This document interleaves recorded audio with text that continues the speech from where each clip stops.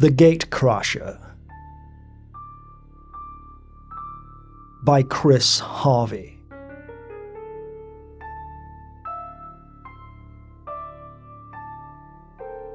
Part 1. The bogeyman'll get you, the bogeyman'll get you. Mandy Barnes slammed the door in the kids' faces. She had neither the time nor the patience to humour them tonight. She let out a long sigh and looked at her watch. 8:38 p.m. The party was due to begin at 10, and she hadn't even started on her makeup yet, although she was kitted out in her fancy dress costume. Apart from that, everything else was ready, more or less. The food and drink was prepared, the decorations had been hung, and the pumpkins put in their positions. The music was playing and the lights were dimmed. Now she just had to get her makeup done. Mandy sucked in a breath, turned away from the cottage's front door, and made her way back up the stairs to her bedroom. The figure pulled the mask down over its face with a gloved hand. The features etched into the plastic were twisted, ugly. Leaning across the passenger seat, the figure opened the glove compartment and reached inside, closing its fingers around the object that it found there. The large bladed kitchen knife glinted as the wickedly sharp blade caught the moonlight, and although hidden behind the mask, the figure smiled to itself as it twisted the knife, admiring the play of light on steel. Moments later, the driver's door opened and the figure swung out its legs, dirt crunching beneath its shoes as it pushed itself out of the car. Though darkness had fallen, visibility was fine because the moon was full, most appropriate for the night in question. Closing the car door, the figure gazed across the field from its position at the gateway, its focus of interest on a small cottage just visible through the trees at the far edge.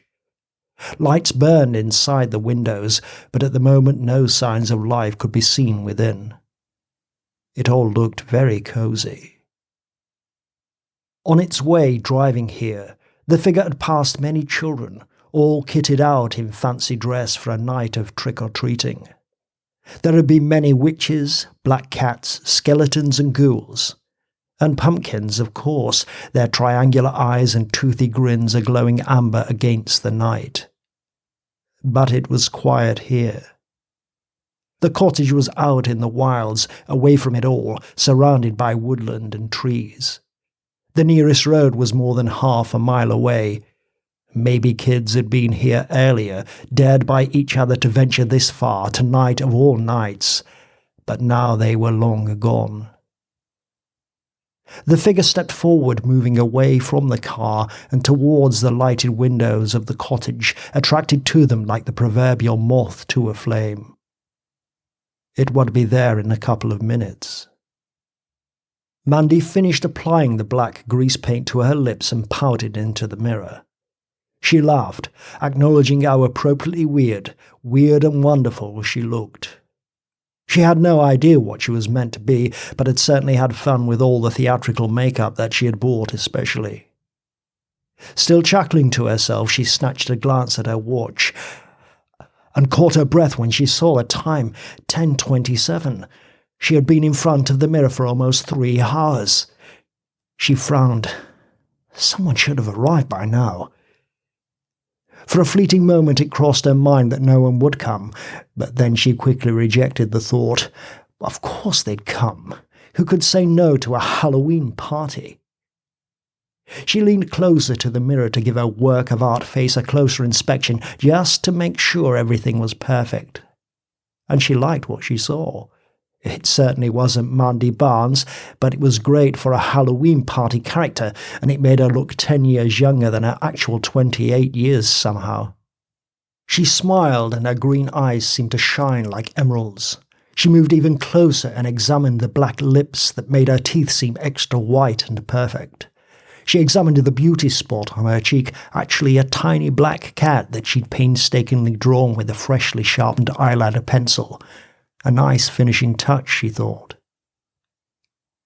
It was the knocking that suddenly wiped the smile from her face.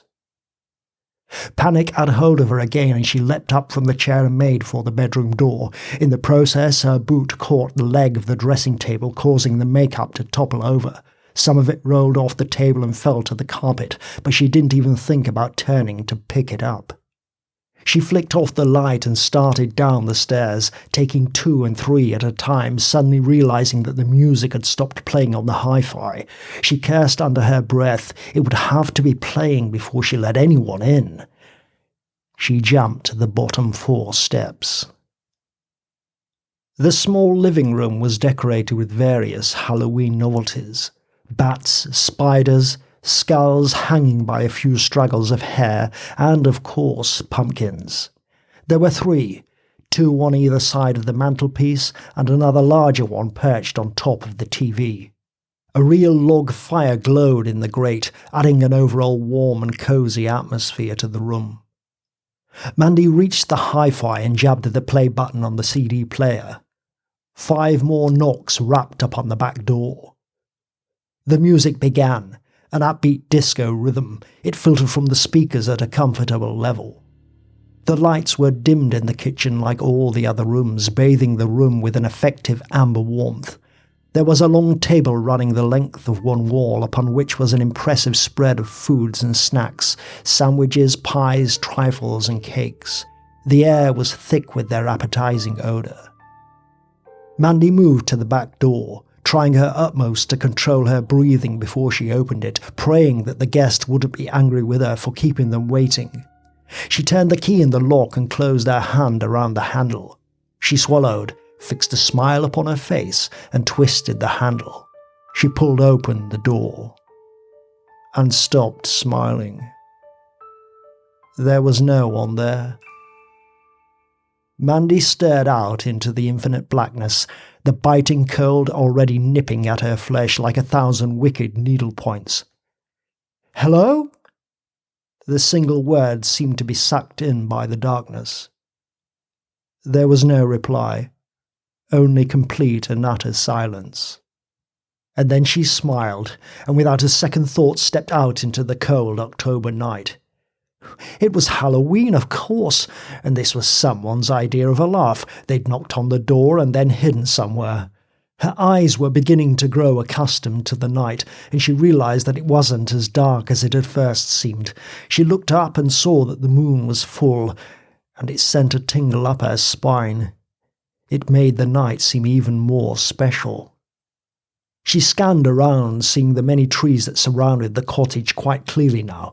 She noticed also the whispering of the chilled breeze as it filtered through the trees, and could make out, for quite some distance, the fields, tens of acres all around her. She quickly spun around, hearing a noise behind her. The wide-open kitchen door seemed a long way away. She hadn't realized that she'd moved so far out into the night. The glow from the doorway looked like the daylight at the end of a tunnel, the way out tempting her towards it and to safety. But what was going on?